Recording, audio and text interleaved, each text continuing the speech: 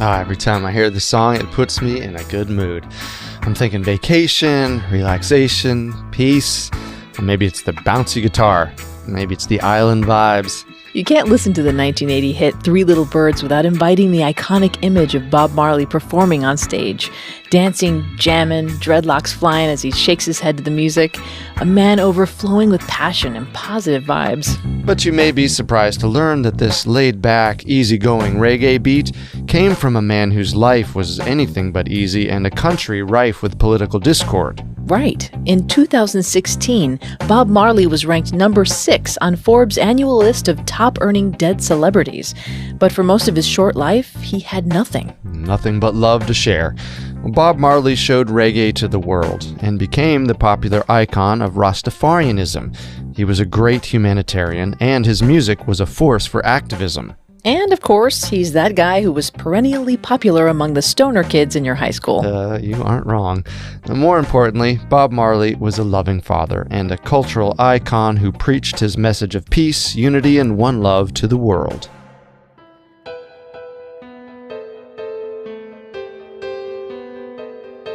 Welcome to Remarkable Lives, Tragic Deaths. Today we talk about the life and death of Bob Marley. If you want to listen to previous episodes of Remarkable Lives, Tragic Deaths, you can find them all on your favorite podcast directory or our website, parcast.com. That's spelled Parcast.com. A new episode comes out every Wednesday, but if you subscribe to the show, you don't have to remember that. Here's Ziggy Marley, Bob's son, reflecting on his dad. The most important thing that my father has taught people is that music really helps to bring all different walks of life together, different cultures, different races, different class. So let's get started with Bob's culture, place, and past, shall we? Robert Nesta Marley was born in 9 Mile, St. Anne, Jamaica. Growing up, his family called him Nesta. 9 Mile was a poor farming community. Farming was actually an important part of Bob's life. In addition to the early years, at one point he and his wife Rita subsistence farmed, living off the land. They actually lived on the same family farm Bob grew up on while Bob wrote music. And even when he became successful, the Marleys used the farm to grow their own produce and sell juice and vegetables at Bob's music outpost in Kingston, 56 Hope Road. You said he sold juice? Yep. Bob and Rita Marley had a juice bar before it was cool. A diet of natural fruits and vegetables was actually part of their religion. A tenet of Rastafarianism is eating idle. That's vital without the V. It's a diet of pure, natural foods with no additives or chemicals. Basically an organic vegetarian diet. Basically, but we're really jumping ahead here. Back to February 6, 1945. Robert Nesta Marley's parents were 16-year-old Cedella Malcolm Marley and 63-year-old Captain Norval Marley. That's an age difference. As Bob would say, judge not. But the age difference was a moot point since the relationship didn't last. Norval Marley moved back to England shortly after his marriage to Cedella, before Bob was even born, and barely had any relationship with his son. But there was actually a much bigger reason people had a beef with the couple. They were interracial. In 1940s Jamaica? Oh boy. And poor Bob got the worst of it. His father may not have been present in Bob's life, but he was visible in Bob's genetics. It's weird to think about now, since Bob Marley is a black cultural icon. But growing up, Bob's light skin meant he didn't fit in with the other kids in Jamaica. Their mean nickname for him was White Boy. According to Bob's friend and bandmate Bunny Wailer, Bob had to, quote, earn his ebony as a teen. Luckily, Bob's ability to fight back and stick up for himself earned him the more impressive nickname Tough Gong, which later marked his record label. Tough Gong stems in part from Leonard the Gong Howell, the first Rastafarian, and in part from the fact that Bob was a tough kid who hit hard. Bob wasn't black enough to fit in easily, but he wasn't white enough either. Nope. Bob was named after his white English uncle, but completely rejected from the Marley clan when he tried to get in touch. In fact, his song Cornerstone is about the feeling of being rejected, then being led to a greater purpose. Some of you may be familiar with the Bible verse this was inspired by. The stone which the builders rejected will become the cornerstone? That is the one. Bob's music actually had heavy biblical influence. I mean, Adam and Eve, Exodus, Wisdom, Zion Train, and the list goes on. In fact, going back to his biracial identity, Bob said, I don't stand for the black man's side. I don't stand for the white man's side. I stand for God's side. And of course, One Love comes out of Bob's mixed identity. But long before One Love, Exodus, or any of this, Bob was a poor kid growing up in a tiny yellow shack on a farm. He didn't even have electricity. So when Bob was 12, his mom moved them to Kingston, Jamaica, in hopes of a better life. They moved to a neighborhood called Trenchtown, which is about as nice as it sounds. It was a slum. Bob went barefoot, he went hungry. He had to worry about the police framing him for crimes he didn't commit. But he and his friends made the best of it by making their own musical instruments. Bob's friend and later bandmate, Bunny Wailer, said that Bob knew, even at 16 years old, that his guitar was a way out of poverty. So in 1959, Bob and Bunny started taking music lessons from singer Joe Higgs, taught informally in Higgs' backyard. Higgs introduced them to Peter Tosh, and the three formed a musical trio. In the meantime, Bob dropped out of school and started working as a welder.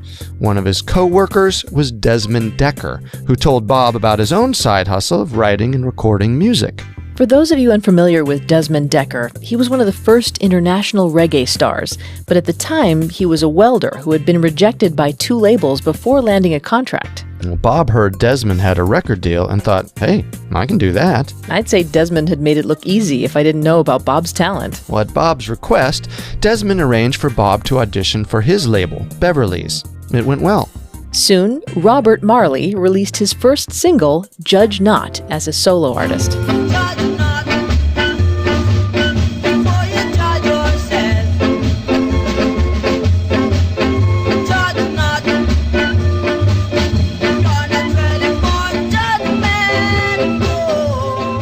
Great song. You can really hear what Bob's going to become already, even though he was only 16 when he recorded this. Okay, so he's got a record. He's signed with a label. You think Bob's on his way to stardom? Not the case. Judge Not was more like Sell Not. Well, Bob realized he wasn't going to make it big as a solo artist, but thought he might make it as part of a group. That's because many of the popular acts at the time were American groups. The Temptations, the Impressions, Frankie Lyman and the Teenagers, those are all groups that inspired Bob. And then, of course, in this time period, there's Buddy Holly and the Crickets, the Beatles. Yeah, all of the 1960s groups in suits. And Bob's band was no different. Bob Marley's band started out in suits, strange as that may seem. The group, which included Bunny Wailer and Peter Tosh, was first called the Juveniles, then the Wailers, then the Wailing Wailers. And Bob himself was now going by Robbie. Bob, Bunny, and Peter started recording with producer Clement Sir Coxsone Dodd for his Studio One label. Dodd was a pioneer of the Jamaican pop music scene, and Studio One had been called the Motown of Jamaica because of the way it churned out local hits. And like Motown's headquarters, Hitsville, USA, Studio One was a remodeled house. Bob, Bunny, and Peter were joined by Tyrone Downey and the Barrett brothers for the original band lineup.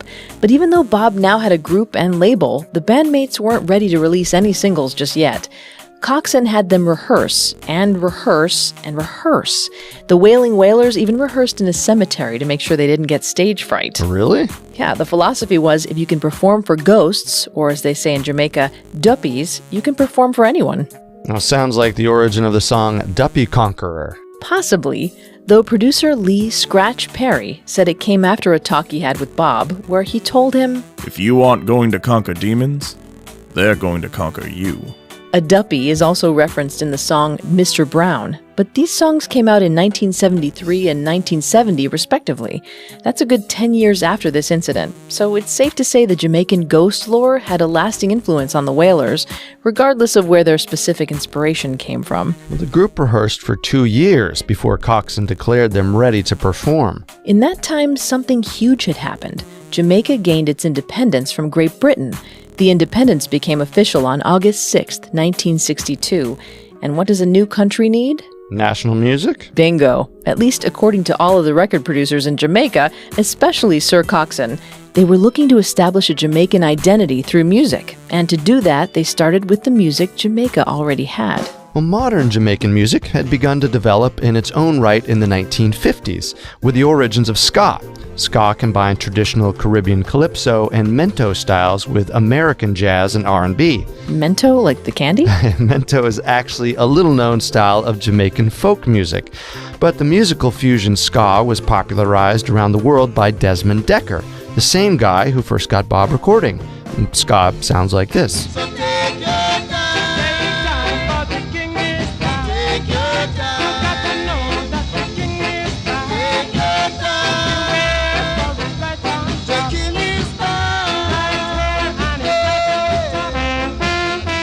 Ska is fast-tempoed with horns and upbeat rhythms. It also has a walking bass line. And for those of you who aren't musicologists, a walking bass line is a regular alternation of equal-length notes, providing a rhythm similar to footsteps. But reggae, which developed in the early 1960s as an evolution of ska, has a much slower rhythm and tempo. You can hear it in Stir It Up.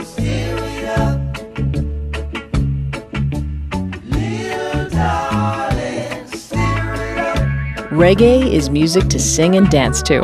The idea is to play 3 out of 4 beats, and beat 4 is imagined.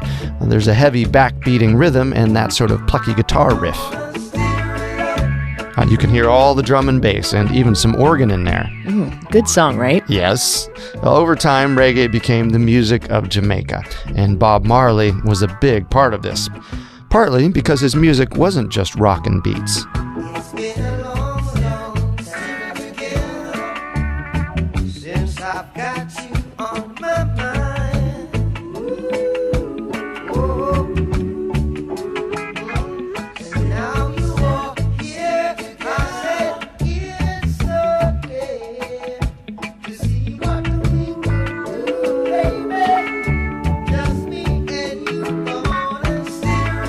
Another important factor in Bob Marley's reggae was the social activism and autobiographical qualities in his lyrics.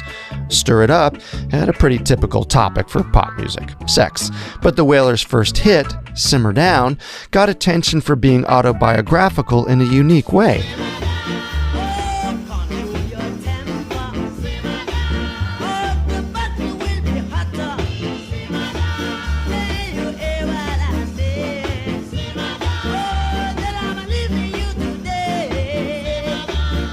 Simmer Down pled for the local Rude Boys to seek peace instead of violence in Trenchtown. The song was released in 1963. By February 1964, it was a #1 hit in Jamaica. All right, Bob's got a band, he's got a hit. This is when the fame and money start rolling in, right? Wrong. Bob Marley was actually sleeping on the floor in the back room of the studio at this time. And to make things worse, he was sharing the room with a local cat, who would spend the whole night whining and meowing. Quiet! How'd he get there? Well, Bob's mom, Cedella Marley, immigrated to Delaware in the late 1950s, planning to bring teenage Bob over once she could sponsor him for immigration. In the meantime, Bob was left living with Bunny Wailer's family, the Livingstons. Bob was not happy there, so Bob went to Sir Coxsone about it, and Coxsone said he could sleep on the floor. Keep in mind, the Wailers, with Bob as their lead singer, were releasing top 10 domestic hits at the time. They hadn't gone international yet, but they were known names around Jamaica. Well, so why couldn't their lead singer afford a bed to sleep on? At that time, it was traditional for musicians to make minimum wage, that is about £3 a week, and for producers to make most of the profits. Ooh, hard deal. Yeah, but it wasn't all bad for Bob at this time. He got to do what he loved every day, and he was introduced to 2 forces that would shape his life: Rastafarianism and Rita. Let's start with Rastafari. After all, Bob Marley is the face most people associate with religion. He's one of the most famous Rastas ever, perhaps second only to Emperor Haile Selassie I, aka Rastafari Makanen, the movement's spiritual head and namesake. It's a religion? I thought it was just a movement. Well, it's complicated. Many Rastas see it as a so-called way of life, but Rastafarianism is technically classified, recognized, and practiced by many as a religion. And there's a lot more to the system of beliefs and ideals than wearing dreadlocks and smoking marijuana. Rastafarianism has its roots in the philosophy of Marcus Garvey and the Back to Africa movement. It developed in Jamaica in the 1930s among poor blacks who wanted freedom from white English rule. Marcus Garvey, who's seen as a Rasta prophet, said an African king would deliver those of African descent from their position as colonized people. The decolonization of Africa is a huge theme in Bob's later songs. But we'll come back to that. This king is believed to be Ethiopian Emperor Haile Selassie I. Rastas see Haile Selassie, who was crowned in 1930, as the second coming of Jesus of Nazareth. Well, many Rastas, including Rita Marley, believe the mark they saw in the center of Haile Selassie's palm was the mark made by the nail that crucified Christ. With this second coming, there was a new way to live life. The Rasta lifestyle and philosophy, I say that because some object to it being called a religion, is about finding peace, love, and unity. All predominant in Bob Marley's lyrics. It also includes the incredibly healthy, natural diet we mentioned earlier, and further, taking great care of one's body. That means exercise, and Bob Marley was no exception to this. He adored soccer and cricket and ran or played every day. Well, another major part of Rasta is one's appearance. No makeup or hairstyling for women, no jewelry, and frequently wearing the Rasta colors, red, yellow, green, and black, which you find on most Bob Marley merchandise. And don't forget, no haircuts. There are many biblical references to avoiding haircuts, but here's a very important one. Pay attention, this will come back later. What is this, Sunday school? It's a very important part of Bob Marley's life and death. We're by no means preaching or condemning any religion, but this is how Bob Marley lived his life. Okay, so Leviticus 21:5. They shall not make baldness upon their head, neither shall they shave off the corner of their beard, nor make any cuttings in their flesh. And from this, Marley's iconic dreadlocks. Yep, Bob had long hair and refused to cut any part of his body. And there's one more biblical tenet that's very important to the Rasta way of life. Revelation 22:2. The river of life proceeded to flow from the throne of God, and on either side of the bank there was the tree of life, and the leaf from that tree is for the healing of the nations. The leaf is believed to be the herb that Rastas partake of as a spiritual experience.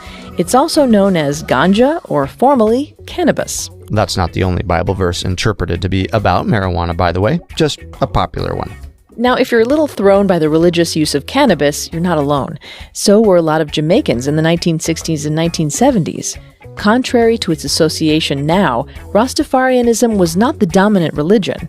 Bob was actually raised Catholic, but started to take an interest in Rastafarianism in the 1960s after his mother moved to Delaware, when he was basically on his own. In the early 60s, the Rasta life was just something Bob had begun to take an interest in.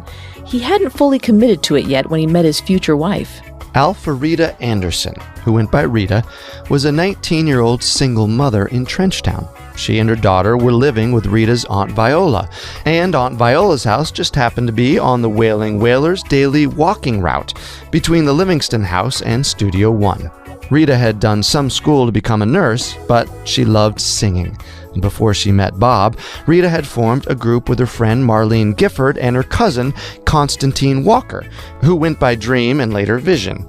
Upon discovering that the Wailing Wailers walked by her house every day, Rita decided she was going to meet them. Hey, man! Rita made a habit of saying hi to the Wailers, and after striking up a rapport with Peter, the most outgoing of the group, she mentioned that she and her friends sang. Peter brought Bob over, and the Wailers first heard the Solettes. Well, the Solettes were good, and the Wailers quickly set them up with an audition with Sir Coxsone. Well, Coxsone set up the Solettes to sing backup for the Wailers and other groups he recorded, and put Bob in charge of managing them. At the time, though, Rita was keeping her baby daughter a secret. She was ashamed of being a teenage mother, and didn't want Bob Marley, who had been so kind, to judge her harshly.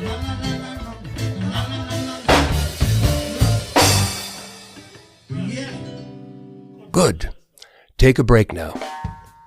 Rita, you have a baby? Bob, it's... I could tell. Why didn't you let us know? Well, Why didn't you ask to go home early? I didn't want to cause trouble. No trouble. Is it a boy or a girl? A girl, Sharon. Where is she now? She's home. Rita, go home and feed your baby. It's been hours. That baby needs you. I can rehearse. I'll see you later. And sure enough, Bob came by that night. This is Sharon. She's beautiful. Can I hold her? Yes. Careful now. I think she likes you. Where's her father? Away. Does he call you? He writes sometimes. Now, why would you have anything to do with a man who doesn't care for your baby? Rita later said Bob's concern for her baby, the way he was so kind and caring, is what made her fall in love with him. The shy, handsome boy would come over to visit and bring baby food. He made the ashamed teen mom feel proud to be a mother, proud to be a black woman. And in Rita, Bob saw a nice girl, a musical talent, and most importantly, a friend. Rita later said, One of the most important aspects of our relationship was that we were friends before we became lovers. We were naturally friendly like brother and sister. As Bob and Rita courted, he became Sharon's father figure. Bob was the kind of guy who took things seriously. He had the same attitude toward making sure Sharon was okay as he did about making the best music he could. The problem was, the Wailers were making a lot of great music, but not a lot of money. So when Bob's mother, now married to an American man, finally had the means to sponsor him for emigration to the USA, the offer of work in the States was too good to refuse. The general feeling in Jamaica at the time was that if you wanted to make a better life, you had to leave. But Bob didn't want to let Rita go. He was afraid if he moved, she'd find another boyfriend before he could bring her to Delaware. So they married the morning of February 10th, 1966. He was 21, she was 19. They'd been dating for just under a year. That night, the Wailing Wailers played at the National Stadium on the same bill with the Jackson 5. But even though it seems so counterintuitive in retrospect, Bob felt he had to go to Delaware to try to make a better life. So 2 days later, he hopped on a plane. In Delaware, Bob worked at a Chrysler plant, operating a forklift. In his free time, he played his guitar, wrote music, corresponded with Rita, and, according to friends, grew an enormous amount of illegal marijuana in his backyard. But he missed music, he missed Rita, and he missed his life in Jamaica. He wrote to Rita, I'm sick of this place. Today, while I was vacuuming, the vacuum bag burst and all that dust went up in my face. If I stay here, this is going to kill me. It will give me all kinds of sickness. I'm a singer. I'm not this. I'm coming home. So Bob went home after about 8 months in Delaware. The money he brought back was put into recording music, including the song Nice Time. The reunited Wailers began their own company with the Solettes, Wailin' Solum, and made their own records. Bob moved into a room in Rita's aunt's house, and they set up a tiny wooden stall out front to sell their records. That said, Bob and Rita were still struggling to come up with the money to pay for the home's electricity every month, which they had agreed to cover in exchange for living there rent-free. The house got tense. Living with your older relative as an adult is never fun, and it's worse when you've got a small child and a business in the house. And religious differences. Bob and Rita, as Rastas, refused to eat the food Aunt Viola cooked for them if it contained pork. Which Viola, as the matriarch, took offense to.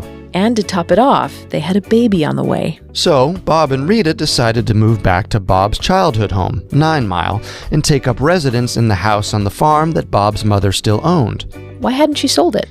It was a shack in the middle of nowhere, with no running water, electricity, kitchen, or toilet. Ah, prime real estate. Well, it was a place of their own, and had a lot of farmland attached, plus the merits of fresh air and getting their soon-to-be 2 children out of the ghetto. So a change for the better. For a while, Bob wrote songs, and he and Rita continued to sell records in Kingston, biking between shops and dance halls to deliver the vinyl.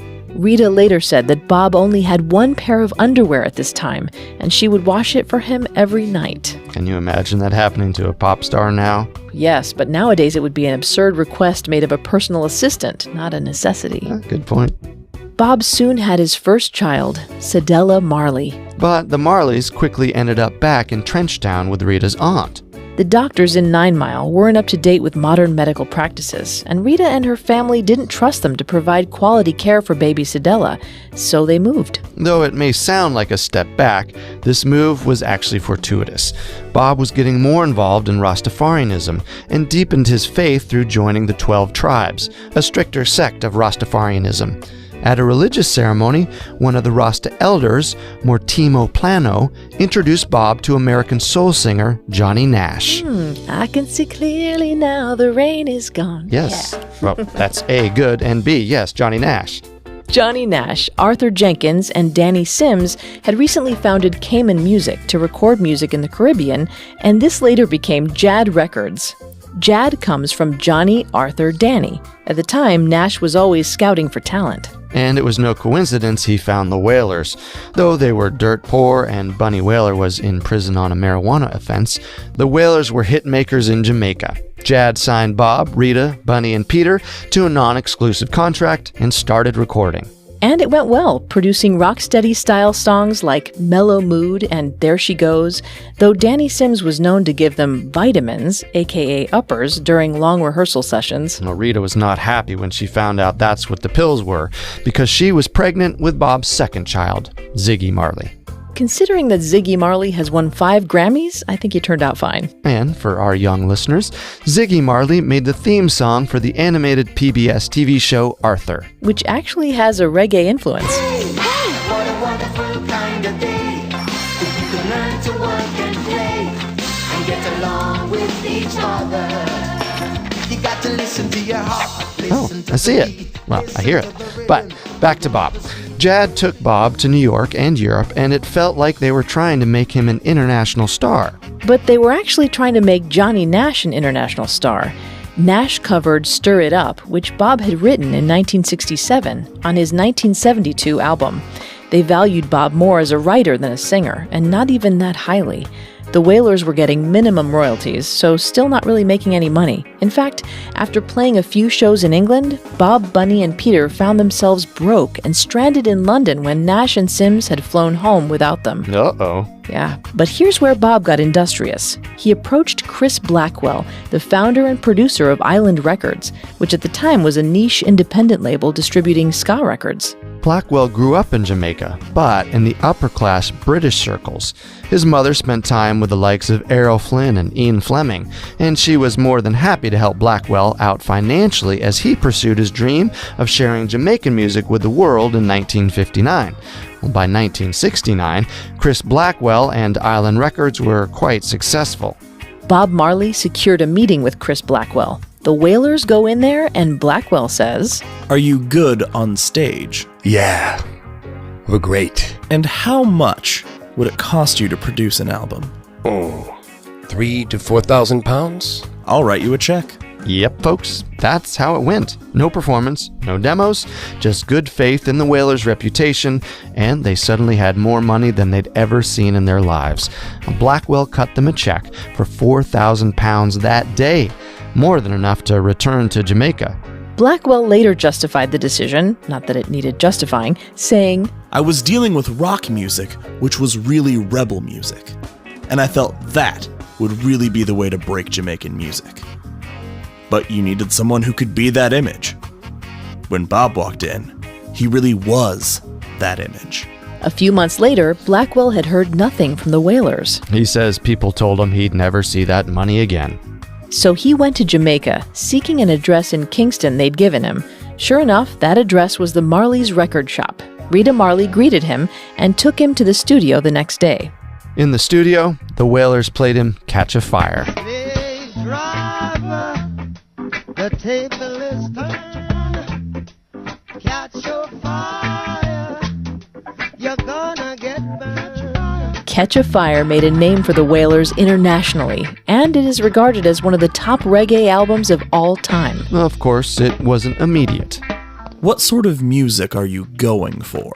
The Impressions, Curtis Mayfield, like that, yeah. That's not who you want to be. You're a black rock act. That's an act we can work with. Yeah, man. We're looking for the Afro-American audience. No, you aren't. Your demographic is white college kids. White kids? Trust me. Well, good thing he did. After the release, Blackwell set the Wailers up on a tour, but it wasn't that easy, Blackwell wanted them to tour for free. which caused conflict among the band members. It's important to note that there was already some tension in the original Wailers lineup. It started back in 1964 when Cox and Dodd determined that Bob was the natural frontman of the group and had him sing lead on their first singles. Prior to that, they were a trio. And it continued after the release of Catch a Fire, when Bob was chasing long-term success, but Bunny and Peter were a bit more practical. They needed money, now. And they didn't want to tour for free. I'd say who would, but Bob Marley would.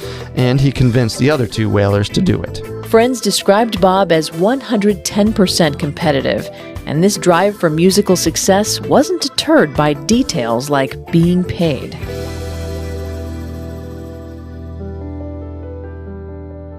I have to say, I wish I was that dedicated. I get thrown off by smaller problems all the time, like when my bra doesn't fit right. I've spent entire days moving, slipping bra straps back onto my shoulders. It's just so hard to find the right fit. Are you a 34C or a 36B, a 38C or a 34 double D, or are you kind of both? Wait. Women can fit in more than one bra size? Yes, it's complicated, but it doesn't have to be. You can stop tugging at your bra straps thanks to Third Love. Just answer a few questions on their website, and they'll recommend a bra in the perfect size and style for your body. Third Love bras were designed using women's real measurements and super smoothing memory foam to create bras that actually fit real people. They have sizes and exclusive half sizes from AA to G. I didn't even know bras came in so many letters. They do. And now Third Love is offering you a chance to try one of their perfect 24/7 bras free for 30 days. Just pay $2.99 for shipping. Feel free to wash it, wear it all day. You might even forget that you're wearing it, seriously. If Third Love isn't your new favorite bra, just return it or exchange it for free. I may not know anything about bras, but I do know a great deal when I hear one. Okay, go to thirdlove.com/remarkable now to get your perfect Third Love bra and try it for 30 days. That's thirdlove.com/remarkable to try your new favorite bra for free. thirdlove.com/remarkable. Now, let's return to Bob Marley's Catch a Fire tour. Professionally, the tour was a success, and it was followed by the Wailers' album Burnin', which features hits like Get Up, Stand Up, and I Shot the Sheriff, which was actually made popular by Eric Clapton in the US, but his cover did bring the spotlight back to the Wailers. Personally, however, the Catch a Fire tour was not so hot. While in Europe, the Wailers woke up to snow one morning. Pretty crazy for native Jamaicans. As Bob marveled at the snow, Peter and Bunny saw it as a sign from Jah. Jah is the Rasta word for God. Well, they took it as a sign that they needed to get out of town, back to Jamaica. They weren't supposed to be there. This led to a major fight, and the next year, Peter and Bunny left the Wailers for good. But Bob stuck with Island Records producer Chris Blackwell. With good reason. Blackwell knew what he was talking about. The Wailers were a hit. And Bob just needed some new Wailers. So, in 1974, they recruited 10 other Jamaican musicians to join the act. 10? 10, including Rita Marley as part of Bob's backup singing group, the I-Threes. So Bob Marley and the Wailers, as they were now billed, were finally successful. Chris Blackwell pinpointed a 1975 show at the Lyceum in London as the turning point, when Bob became an international celebrity. Bob was 30 years old at the time. Around this time, Bob acquired two defining possessions, a BMW and the address 56 Hope Road. He was finally financially succeeding. Bob picked a BMW because he liked the initials. It's the same as Bob Marley and the Wailers. And he picked Hope Road because it was in Kingston. Uptown, though. Bob was the first Rastafarian to live in that neighborhood in 1975.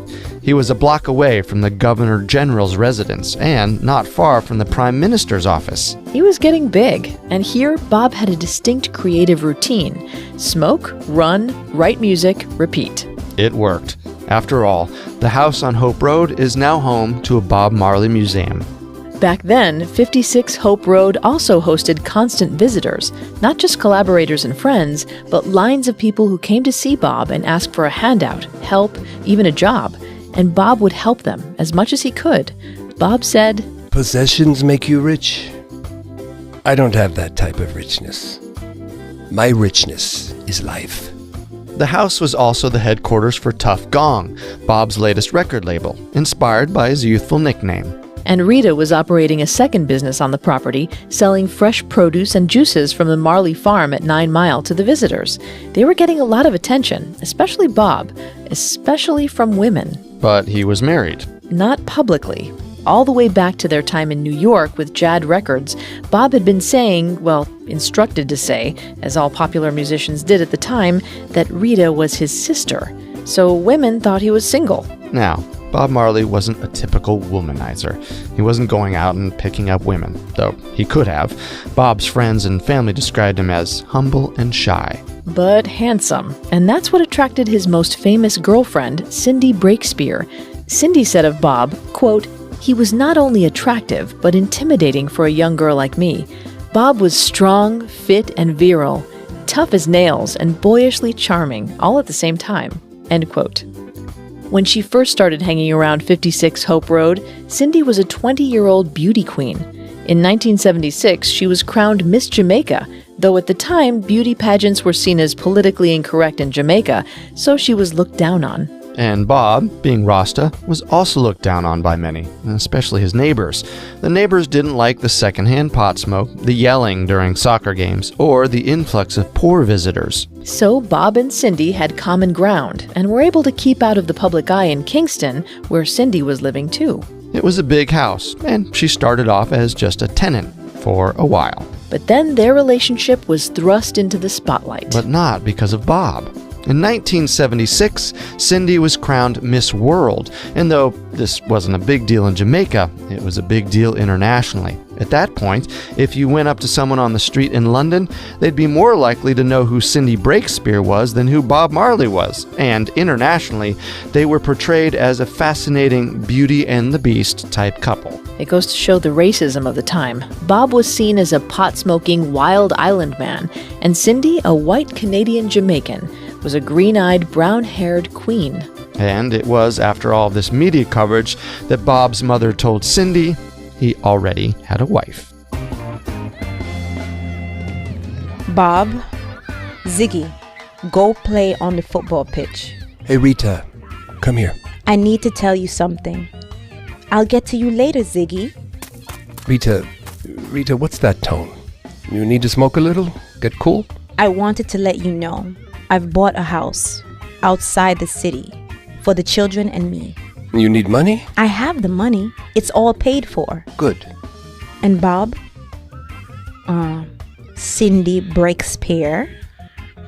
Be nice to that girl. She's young. Rita. I'll be by next week.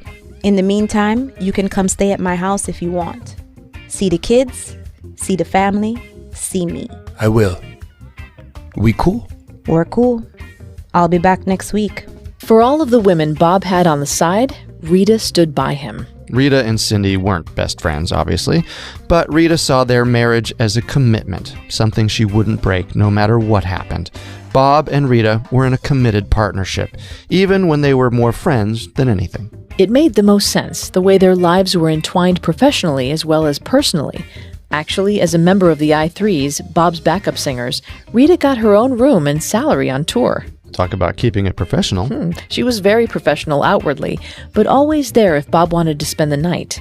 Rita could be counted on to help kick annoying fangirls out of the dressing room, oil Bob's dreads, or just talk to him. It was definitely an unconventional relationship. Rita said after a point they were buds, friends first and lovers second. But because they had that level of friendship, they could get through the romantic ups and downs while staying together. Though, don't get me wrong, Bob loved and valued Rita. He just loved Cindy too, and he certainly loved his kids. Born in or out of wedlock, Bob made sure his children were cared for. And so did Rita. She actually decided to take in 3 of Bob's kids who weren't hers. What? Yeah. Apparently not all of Bob's girlfriends were parenting up to Bob's standards. Since they were paying to support Bob's children, Rita determined it just made the most sense to take the kids in. So, Bob's kids, Robbie, Rohan, and Karen, were raised alongside Rita's kids, Sharon, Sedella, Ziggy, and Steven. Rita Marley was really a saint. Well, Not exactly. She had her own child out of wedlock, Stephanie, who was the same age as Bob's daughter, Karen. Bob adopted both of Rita's daughters, Sharon and Karen. You're probably thinking, wow, that's a lot of kids. According to his daughters, Sedella and Stephanie, Bob had 9 biological children to 7 different mothers and 2 adopted children. Though this is somewhat disputed, as more people claim to be Marley's children who were unacknowledged. He does seem like a cool person to have as a dad. Though Bob was a tough love father, he'd challenge his kids to races and then beat them. They'd complain that it was hard to make friends because they were Rasta, and he'd say they didn't need friends, they had siblings. Though at this point, around the mid-1970s, he became more of an absentee father, touring around the world. By late 1976, Bob had achieved international stardom. That's when things got dangerous. Right. We've already touched on the fact that Bob's music, especially his later songs, had a lot of social commentary. His 1976 song, War, literally borrows lines from Emperor Haile Selassie's speech on equality to the UN. And songs on survival, his 1977 album, like Africa Unite and Zimbabwe, speak of the dream of a free and peaceful Africa. Now, what's interesting is that though Bob took a stand on the politics of African nations, he wouldn't take a side in Jamaican party politics, calling for peace and unity between the parties during one of the most divisive times in Jamaica. Right. This was just over 10 years after Jamaica had gained its independence from Britain, and the new country was feeling some growing pains.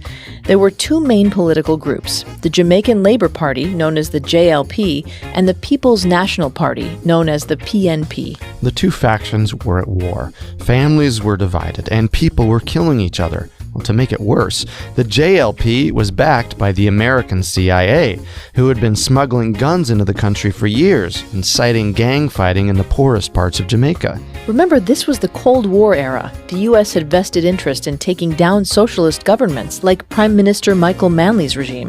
In 1976, Manley was the head of the PNP, and the JLP was headed by Edward Sega, who was running against Manley for prime minister that year. And the JLP was a conservative party, seeking more limited government and a market-driven economy. Hence the U.S. backing. But both parties wanted to leverage the influence of Jamaica's newly minted international celebrity, Bob Marley. To this, Bob said, Every law is illegal. Every government of the face of the earth is illegal. Only Jah law should be followed. Jah law being God's law. Bob even declared 56 Hope Road a safe house, where young people could come to avoid the violence. In late 1976, the election campaigning was in full swing. At this time in 1976, Bob was planning a free concert in Jamaica, since it had been a few years since he had played at home. But both parties wanted to co-opt Bob's concert for their own gains. Well, Manley thought he had a good chance, since Bob had supported him in 1972, but Bob refused to in 1976. He turned down a highly publicized offer to play on the lawn of the Prime Minister's residence, and scheduled the free Smile Jamaica concert at the National Stadium. But then Manley moved up the election date, supposedly in a show of confidence that he would win again. The election was now just a few days after the scheduled concert, and suddenly, a peaceful way to give back to his country looked like Bob making a political move. This earned Bob, who had effectively done nothing, death threats from the JNP. A security detail was assigned to Bob Marley and the Wailers, but 2 days before the concert, the guards disappeared.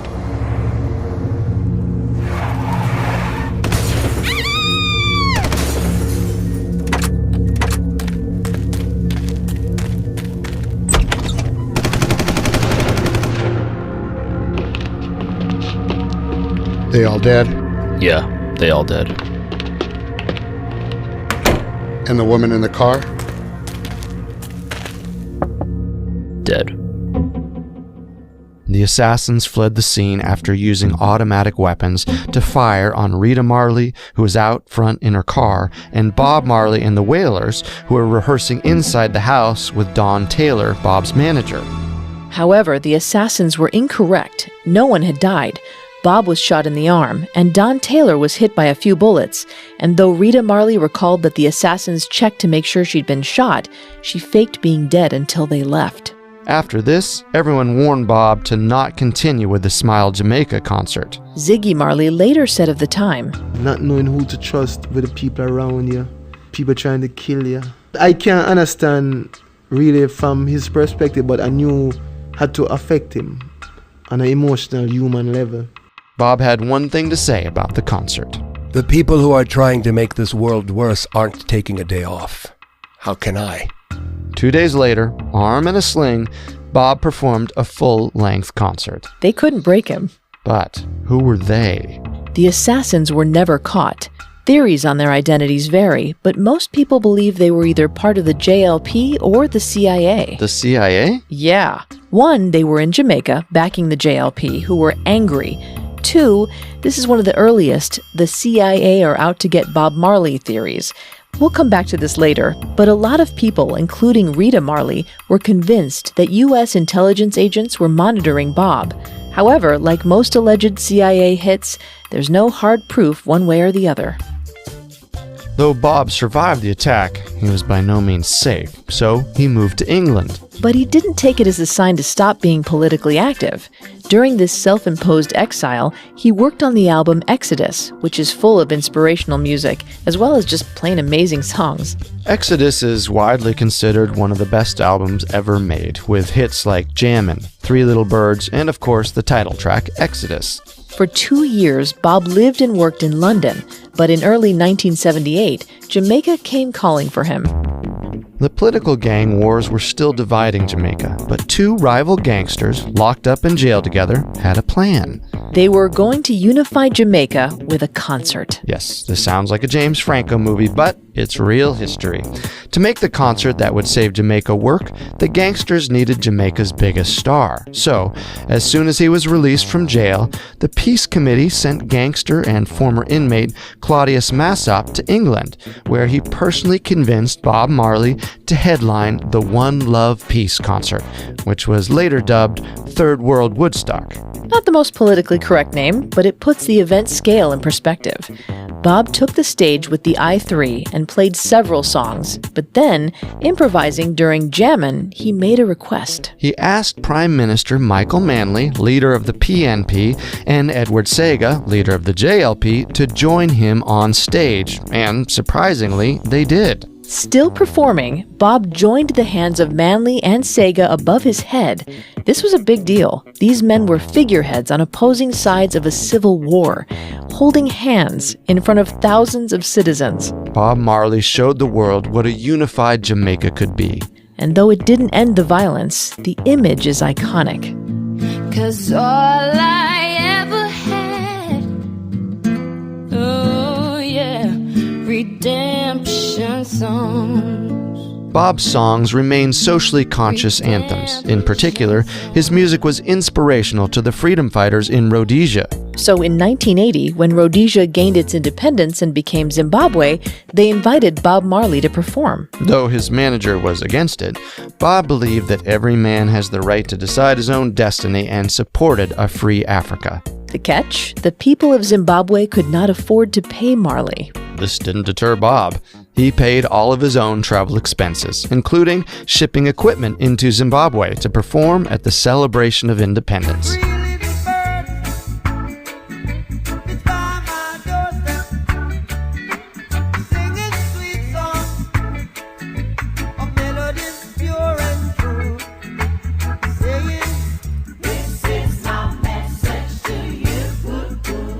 Bob performed for a crowd of liberated, free Africans. But in the middle of the show, the stadium was tear-gassed.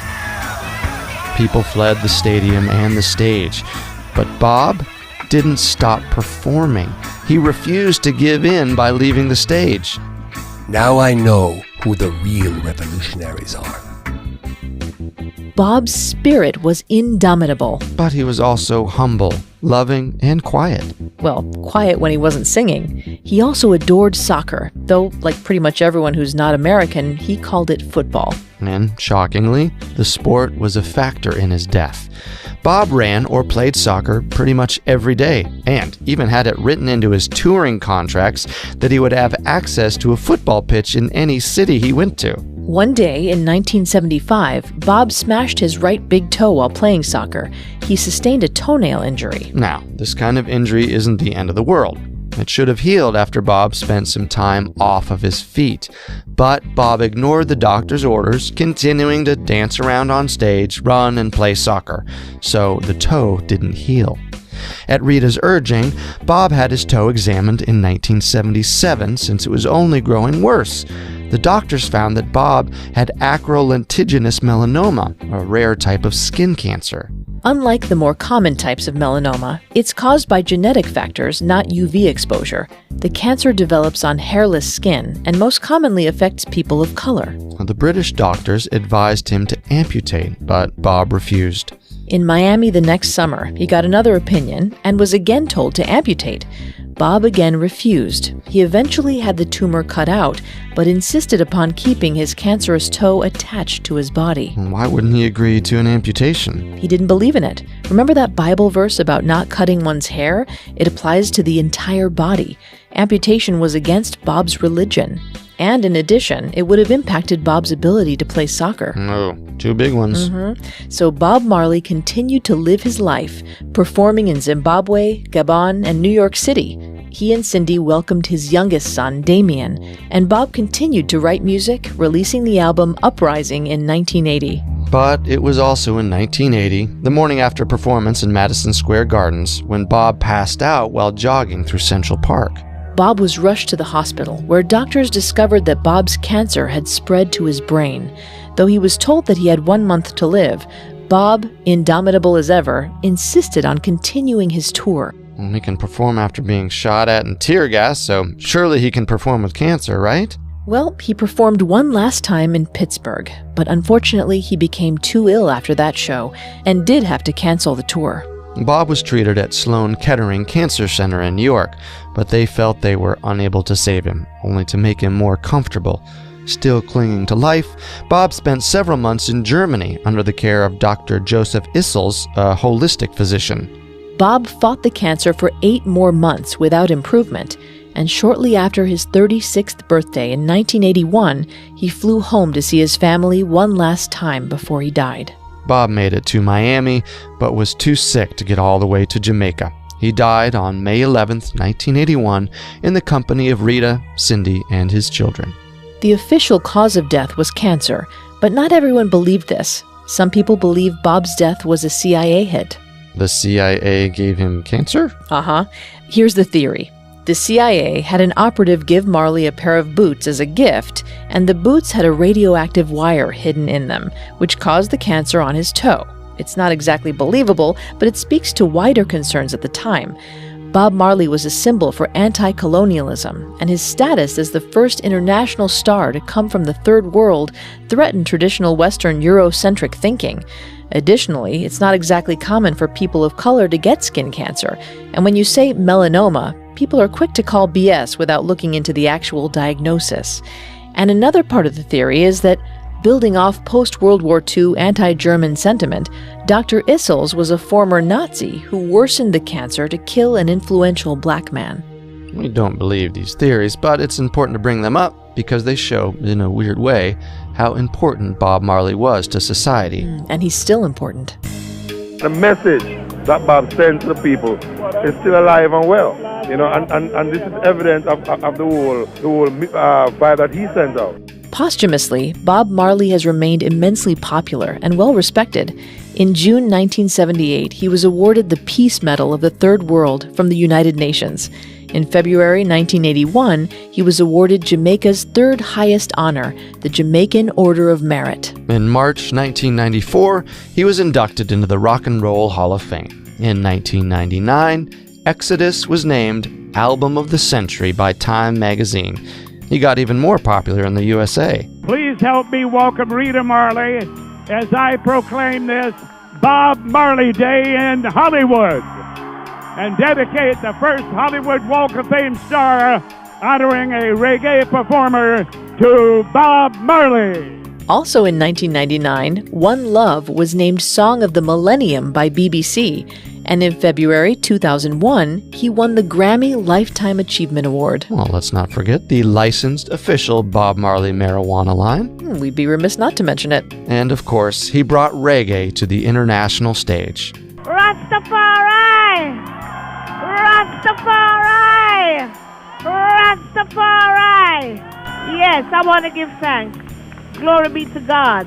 Yes, Rastafari live, and what can I say but one love, one heart, one aim, one destiny. His music is still playing. Heck, I heard Lively Up Yourself at Whole Foods last week. Of course it was Whole Foods. He'd be proud though. We'll leave on one final Marley quote. Live for yourself, and you will live in vain. Live for others, and you will live again.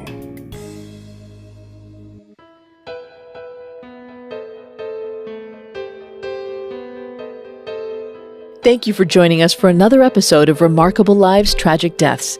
Don't forget to subscribe on iTunes, SoundCloud, Stitcher, or any other podcast directory, or through our website, parcast.com. If you like the show or want to learn more, join the conversation on our Parcast Facebook page or tweet us at Parcast Network. If you enjoyed the podcast, tell your friends. Next week, we'll be focusing on the remarkable life and tragic death of Anastasia. Remarkable Lives, Tragic Deaths was created by Max Cutler, is a production of Cutler Media, and is part of the Parcast Network. It is produced by Ron and Max Cutler, sound design by Ron Shapiro, with production assistance by Joel Stein and Maggie Admire, and written by Maggie Admire. Remarkable Lives, Tragic Deaths stars Carter Roy and Vanessa Richardson. The amazing cast of voice actors includes, by alphabetical order, Z. Cruz, Joshua Kahn, and Greg Polson.